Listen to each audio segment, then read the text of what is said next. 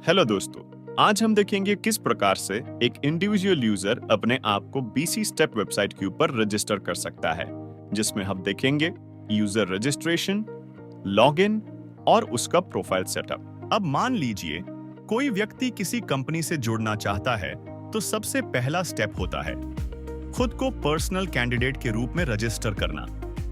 यह अकाउंट व्यक्ति की व्यक्तिगत प्रोफाइल के लिए होता है, जहां उसका नाम, शैक्षणिक योग्यता, क्वालिफिकेशन, अनुभव, एक्सपीरियंस और बाकी सभी आवश्यक जानकारी दर्ज की जाती है। इस प्रोफाइल का उद्देश्य यह होता है कि व्यक्ति की सारी जानकारी एक जगह व्यवस्थित रूप से उपलब्ध रहे। बाद में यही पर्सनल प्रोफाइल उसकी कंपनी प्रोफाइल से लिंक हो जाती है, जिससे कंपनी को उसके बारे में सटीक और अपडेटेड जानकारी मिल सके।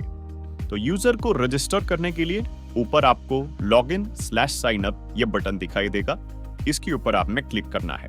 क्लिक करते ही आपके सामने एक फॉर्म ओपन हो जाएगा, जिसमें दो ऑप्शंस रहेंगे, एक लॉगिन और दूसरा साइन अप। क्योंकि हम अपने यूजर को पहली बार रजिस्टर कर रहे हैं, हम साइन अप के ऊपर क्लिक करेंगे।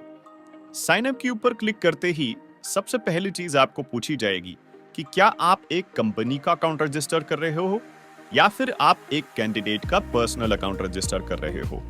क्योंकि हम कैंडिडेट का पर्सनल अकाउंट रजिस्टर कर रहे हैं, मैं कैंडिडेट पर्सनल अकाउंट सिलेक्ट कर लूंगा। इस फॉर्म में आगे बढ़ते हुए इस ड्रॉप डाउन में आपको सिलेक्ट करना है आई एम अ कैंडिडेट। अपने जेंडर के हिसाब से अप्रोप्रिएट टाइटल आपने सिलेक्ट कर लेना है। इसके बाद आपका पहला नाम आपको यहाँ पे एंटर करना है, देन आपका लास्ट नेम। नेक्स्ट बॉक्स में आपको अपना मोबाइल नंबर एंटर करना होता है। इसके बाद नेक्स्ट बॉक्स में आपको अपना वैलिड ईमेल एड्रेस एंटर करना है। लास्टली आपको पासवर्ड दे देना होगा। इस पासवर्ड की मदद से ही आप अपने अकाउंट में बाद में लॉगिन करोगे। अगर आपने क्या पासवर्ड टाइप किया है वो आपको देखना है, तो यहाँ पे एक आई बटन है, इसके ऊपर आप क्लिक कर सकते हो। याद रखना, आपके पासवर्ड में small letter, capital letter, special symbol और एक नंबर होना कंपलसरी है, और आपका पासवर्ड कम से कम 8 कैरेक्टर्स का या उससे ज्यादा होना चाहिए। लास्ट बॉक्स में हम वही पासवर्ड डालेंगे जो हमने अभी अभी इंसर्ट किया है। कंफर्म अगर करना है कि हमने सही पासवर्ड डाला है कि नहीं, बाजू में ये आपको आई बटन दिखाई देगा, इसके ऊपर आपने क्लिक करना है। जैसे ही आप क्लिक करते हो, आप देख सकते हो मैंने सही से दोनों जगह पे जो मुझे चाहिए वही पासवर्ड इंसर्ट किया है। ये काम हो जाने के बाद आपको सबमिट बटन के ऊपर क्लिक करना है।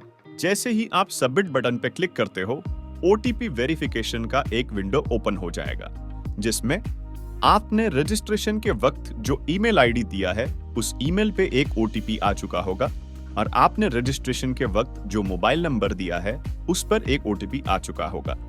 दोनों ओटीपीज के इंटर करने के बाद आपने वेरीफाई के ऊपर क्लिक करना है। जैसे ही आप वेरीफाई के ऊपर क्लिक करते हो और अगर आपने सही ओटीपी इंटर किए हैं, तो यहाँ पे आपको मैसेज आ जाएगा, your BC step account has been successfully created. एक बार आपका अकाउंट क्रिएट हो जाए, फिर आप यहाँ से लॉगिन पेज पे जा सकते हो, या फिर बीसी स्टेप के होम पेज से आप फिर से login/signup बटन के ऊपर क्लिक कर सकते हो। चलो क्लिक करते हैं।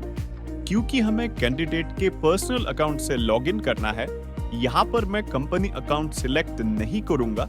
यहाँ पर मुझे सिलेक्ट करना होगा कैंडिडेट्स पर्सनल अकाउंट। आपका यूजर नेम वो ईमेल एड्रेस रहेगा जो आपने रजिस्ट्रेशन के वक्त इस्तेमाल किया था, और पासवर्ड जो आपने सेट किया था रजिस्ट्रेशन के वक्त वो आपको यहाँ पे इंसर्ट करना होगा। अगर आपको कंफर्म करना है कि आपने सही पासवर्ड डाला है कि नहीं, तो यहाँ पर जो आई बटन है, इस आई बटन के ऊपर आप क्लिक कर सकते हो।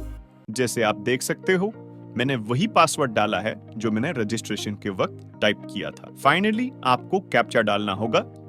जो भी आपको यहाँ पर दिखाई दे रहा है वो आपको टाइप करना है नीचे। अगर मान लो ये टाइप करते हुए आपसे कोई गलती हुई है और आप साइन इन करने की कोशिश करते हो, तो इंटर करेक्ट कैप्चा ऐसा मैसेज आ जाएगा।